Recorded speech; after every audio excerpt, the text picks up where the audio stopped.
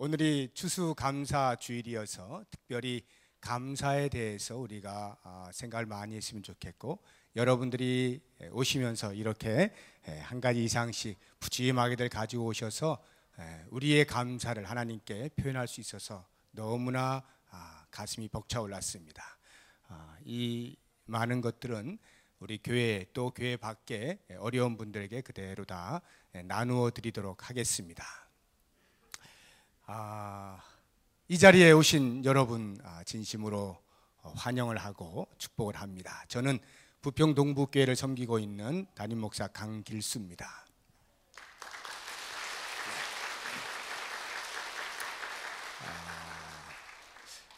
이 시간에 우리 성도님들 말고 성도님들이 초청하여 오신 분들이 제법 많이 계실 텐데, 한번 살짝 나는 누가 나를 초청해서 여기 왔습니다.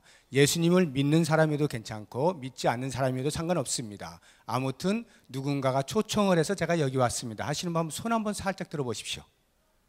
네, 저 위에도 네, 감사합니다. 손 내려주십시오. 아주 잘 오셨습니다. 오늘 제가 여러분과 함께 방금 전에도 우리 오태승 목사님께서 말씀해 주셨는데, 행복에 대해서 같이 생각을 좀 해보려고 합니다. 저는 이 프리젠테이션 PPT를 잘 이용할 줄 모르기 때문에 말로 하겠습니다. 잘 들어주시길 바라는데, 이 땅을 사는 사람은 누구를 막론하고 다 행복해지기를 원합니다. 특별히 현대로 다가올수록 더욱더 행복을 추구하는 사람들이 많이 생겨났습니다. 아마도 과거에 당장 하루 먹을 것을 위해서 전전긍긍하던 그런 시절은 어느 정도 지나가고, 인생이 무엇이냐라고 하는 것들을 고민하게 되면서 행복을 찾지 않는가 하는 생각을 해보게 됩니다. 그래서 제가 오늘 여러분과 함께 행복에 대해서 말씀을 나눠보려고 하는데, 과연 누가 행복한 사람인가? 나는 행복한 사람인가? 이 질문에 대하여서 답을 찾을 수 있기 위해서 오늘 제가 아까 함께 성경 말씀 보았던 누가복음 19장 1절에서 10절 사이에 나오는 삭개오라 하는 한 행복한 사람을 소개해 드리려고 합니다. 이 삭개오는 성경에 보니까 세리장이고 부자라고 말을 하고 있습니다.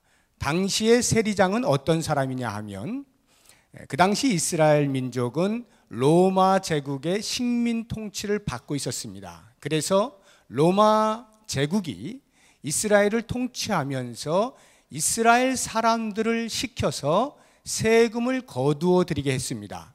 그래서 일정 금액을 로마 정부에 상납을 하도록 하였고, 그에 따라서 세리들이 같은 이스라엘 사람들이지만 그 역할을 감당하여서 상납할 것은 상납하고 그것으로 먹고 사는 직업이 세리였습니다. 이 삭개오라고 하는 사람은 그러한 세리들의 우두머리 세리장이었습니다. 그런데 왜 세리장을 부자라고 이야기를 하고 있느냐 하면, 정상적으로 월급을 많이 받아서 부자가 아니라 착복을 하는 것 때문에 부자인 것입니다. 여리고라고 하는 성에 오고 가는 수없이 많은 무역인들이 통관을 할 때마다 그 세금을 냈어야 됩니다.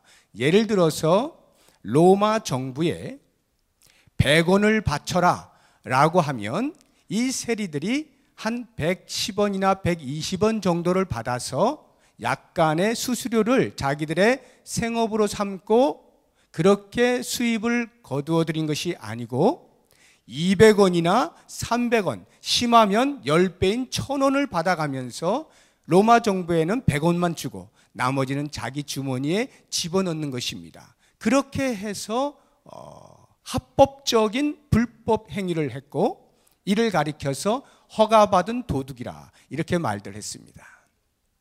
많이 돈을 벌을 수가 있었습니다. 그러다 보니 자연스럽게 동족들로부터 비난을 피할 수가 없죠. 우리의 피를 빨아서 자기의 주머니를 채우는 아주 나쁜 사람이라고 하는 지탄을 벗어날 수가 없었던 것입니다. 그렇게 동족들로부터 지탄을 받다 보니까 세리들은 그것으로 인하여서 보상의 심리를 받기를 원했습니다. 야, 저들이 나에게 손가락질을 해? 우리들한테 손가락질해? 알았어. 그러면 우리가 우리의 힘을 보여주지 하고는 더 많은 세금을 매김으로써 힘을 과시하여 보상 심리로 그렇게 만족하며 살고 있었습니다. 1년, 2년, 3년, 10년 이렇게 오랜 세월을 살아가는 동안에 많은 돈을 벌게 됨으로 해서 행복할 줄 알았던 삭개오는 자기의 삶을 돌아볼 때 전혀 행복하지가 않은 거예요. 오히려 영적으로 피폐해지고 동족들로부터 손가락 받는 것에 대하여서 견딜 수 없는 마음의 아픔과 그 아픔을 사귀기 위해서 더 나쁜 짓을 자꾸 하게 되는 반복된 삶을 통하여 영혼의 초라함이 그 화려한 인생 뒤에 숨겨져 있게 된 것입니다. 그러다 보니까 이 삭개오는 죽지 못해 사는 자신의 인생을 돌아보면서 이러다가 나 그냥 죽겠다. 이렇게 죽으면 무슨 의미가 있을까? 라는 생각 때문에 드디어 그가 행복을 찾아 나서기 시작하는데 그것이 바로 예수 그리스도라고 하는 사람이 자기가 사는 동네로 지나간다는 소문을 듣고 그 사람 한번 만나봐야 되겠다라고 하는 것이었습니다. 왜 그의 마음속에 예수님을 만나려고 하는 열정이 생겼는가 하면 소문을 들은 것이 있거든요. 이 예수라고 하는 청년이 사회에서 소외되고 사회에서 손가락질하고 사회에서 지탄하는 자기와 같은 세리들이나 죄인들이나 아니면 문둥병자 같은 이런 사람들하고 늘 친하게 지내면서 그들을 살리기도 하고 고쳐주기도 하고 좋은 일들을 많이 한다는 소문을 듣고 있었던 것입니다. 그래서 자기 동네에 마침 그분이 오신다 하길래 내 인생에서 혹시라도 답을 찾을 수 있지 않을까 하는 마음에 그 예수님이 오신다는 길목으로 뛰어나간 것입니다. 그런데 웬걸요? 수없이 많은 사람들이 예수님 주변에 운집해 있었습니다. 도저히 가까이 갈 수도 없었을 뿐만 아니라 특히 삭개오는 키가 너무 작았어요. 그러니까 사람들 틈에 묻혀가지고 아무리 앞으로 나아가서 예수님을 보려고 해도 볼 수가 없었던 것입니다. 결국 삭개오는 머리를 썼습니다. 마침 옆을 보니까 돌 무화과 나무가 크게 이렇게 서 있는데 그 무화과 나무의 가지들이 쭉쭉 뻗어가지고 올라가기가 딱 안성맞춤이었던 거예요. 그래서 내가 어떻게 해서든지 한번 예수님 얼굴이라도 한번 봐야 되겠다라고 싶어서 그 돌 무화과 나무 위로 올라가게 된 것입니다. 그때 예수님께서 그 나무 옆을 지나가시다가 나무 위에 앉아있는 삭개오를 바라보시고 삭개오야 속히 내려오라. 내가 오늘 너의 집에 거해야 되겠다. 내가 너희 집에 머물러야 되겠으니까 지금 거기서 빨리 내려오라. 이렇게 삭개오를 보시고 말씀을 해주신 것입니다. 그의 영혼의 피폐함, 곤고함, 그 무엇으로도 답을 찾지 못하여 어쩔 수 없이 하루하루를 살아가고 있는 그의 인생에 대반전이 일어나는 순간입니다. 예수님께서 그를 향하여서 삭개오야 빨리 내려와 내가 너의 집에 함께 있을게 라고 말하는 그 순간이 삭개오의 인생이 완전히 뒤집어지는 순간입니다. 그래서 그 삭개오의 반응을 그 다음에 보게 되면 이렇게 나와 있습니다. 삭개오가 급히 내려와 즐거워하며 영접하거늘 이렇게 나오거든요. 한번 보세요. 예수님께서 삭개오야 속히 내려와. 그 말을 듣자마자 삭개오가 급히 내려와 즐거워하면서 예수님을 자기 집으로 모셨다라고 하는 것입니다. 그의 마음속에 행복이 찾아오게 된 것입니다. 아주 짧은 그 한 문장이지만 그 속에 삭개오가 얼마나 그동안에 고통스러워했고 힘들어했는가, 그리고 그것이 그리스도를 만나는 순간에 어떻게 회복이 되어졌는가를 그 한 문장에서 표현을 해주고 있는 것입니다. 급히 내려와 즐거워하며 예수님을 영접하는 것입니다. 삭개오가 정말 행복했을까요? 그래서 행복했습니다. 왜냐하면 그 다음을 보면 삭개오가 예수님이 뭐라고 말씀도 안 하셨는데 이런 고백을 하는 거예요. 예수님, 제가 오늘 예수님 만난 기념으로, 제 인생이 바뀐 기념으로, 제가 참 행복을 찾은 기념으로 제가 가지고 있는 모든 재산의 절반을 뚝 띄어서 가난한 사람들에게 다 나누어 주겠습니다. 그리고 내가 솔직히 이야기하는데 정상적으로 돈 번 게 아닙니다. 전부 착복을 해서 번 것들이 대부분입니다. 그래서 혹시 내가 기억에 나는 착복하여 괴롭혔던 사람이 기억이 나면 그 사람에게 찾아가서 100원을 착복했다면 400원으로 갚아주겠습니다.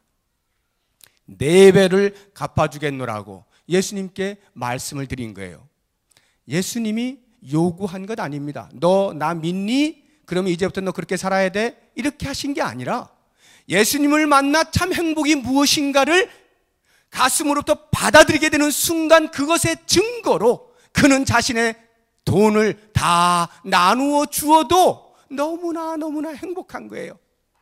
그런 걸 보면 돈이 우리의 인생을 행복하게 보장해 주는 것 아니고, 건강하다라고 해서 그것이 우리의 행복을 보장해 주는 것이 아니고, 취미 생활을 잘한다라고 해서 그것이 우리의 행복을 보장해 주는 것이 아닙니다.